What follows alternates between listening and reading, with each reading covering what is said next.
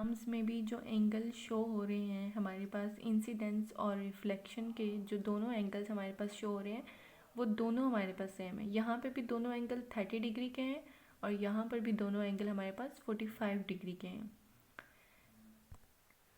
और अगर हमारे पास मिरर पर लाइट बिल्कुल 90 के एंगल पर पड़ती है, जैसे इस वाली पिक्चर में आपको शो किया हुआ है कि ये जो लाइट है ये बिल्कुल 90 के एंगल पर पड़ रही है, तो ये बिल्कुल 90 के एंगल पर ही रिफ्लेक्ट होगी, बिल्कुल 90 के एंगल पर ही बाउंस बैक होगी। इसमें फिर हमारे पास कोई भी इंसिडेंस या रिफ्लेक्शन का एंगल नहीं बनेगा। ये वाली लाइट हमारे पास 90 एंगल पर नहीं पड़ रही थी, इसलिए हमारे पास 90 का एंगल बन गया। ये भी हमारे पास 90 के एंगल पर नहीं पड़ी, तो इसकी जो डायरेक्शन थी रिफ्लेक्शन की वो चेंज हो गई। लेकिन जब भी लाइट हमारे पास 90 के एंगल पर पड़ती है, फॉल करती है मिरर पर या किसी भी सरफेस ऑब्जेक्ट पर, तो वो हमारे पास 90 के एंगल पर ही, उसी डायरेक्शन पर ही जो है रिफ्लेक्ट बैक होती है। ठीक है, I hope so you understand that what is the law of reflection, reflection क्या होता है और लॉ क्या होता है। नेक्स्ट है हमारे पास types of reflection. Two types of reflection है, regular reflection and diffuse reflection. ठीक है, तो रेगुलर रिफ्लेक्शन वो टाइप है हमारे पास जिसमें लाइट जब किसी भी ऑब्जेक्ट पर स्ट्राइक करती है, मींस फॉल करती है, तो वो बिल्कुल स्ट्रेट लाइन में, एक स्ट्रेट लाइन में जो है रिफ्लेक्ट बैक होती है, बाउंस बैक होती है।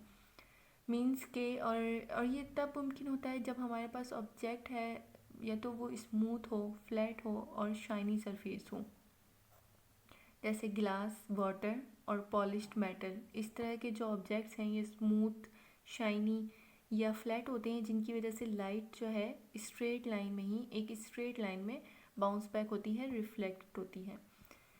इसके बाद दूसरी टाइप है हमारे पास डिफ्यूज रिफ्लेक्शन।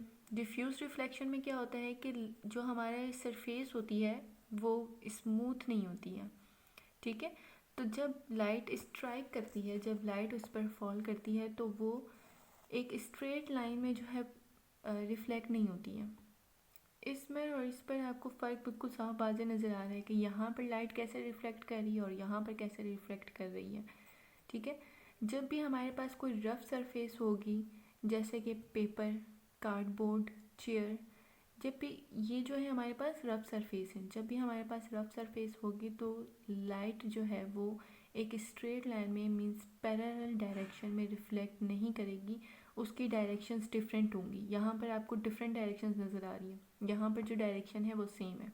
ठीक है, तो रेगुलर रिफ्लेक्शन में लाइट की डायरेक्शन सेम रहती है और डिफ्यूज रिफ्लेक्शन में लाइट की डायरेक्शन डिफरेंट होती है। फॉर एग्ज़ाम्पल अगर हम नेचुरली बात करें तो हमारे पास ये पिक्चर आपको शो हो रही है कि वाटर जो है वो हमारे पास रेगुलर रिफ्लेक्शन में आएगा। क्यों? क्योंकि जब सन की लाइट इस पर फॉल करेगी तो वाटर जब लाइट को रिफ्लेक्ट करेगा तो उसके इर्द गिर्द जितनी भी चीज़ें होंगी, जो भी होगा वो हमें बिल्कुल क्लियरली तौर पे नज़र आएगा। जो इसकी सीनरी होगी वो एक, उसकी हर एक चीज़ हमें क्लियरली तौर पे नज़र आएगी। लेकिन जब इसी पानी में हमारे पास लहरें होंगी, जब इसी वाटर में हमारे पास वेव्स पैदा हो जाती हैं, वेव्स फॉर्म्ड होती हैं, प्रोड्यूस होती हैं, तो फिर यही लाइट, सूरज की जो रोशनी है वो रिफ़्लेक्ट होती है, लेकिन वो अलग डायरेक्शन में रिफ़्लेक्ट होती है, एक ही डायरेक्शन में रिफ़्लेक्ट नहीं होती, उसकी डायरेक्शन सेम नहीं रहती, जिसकी वजह से हमारे पास डिफ्यूज रिफ्लेक्शन होता है। Hope you all are understand. Thank you so much. अल्लाह हाफिज़।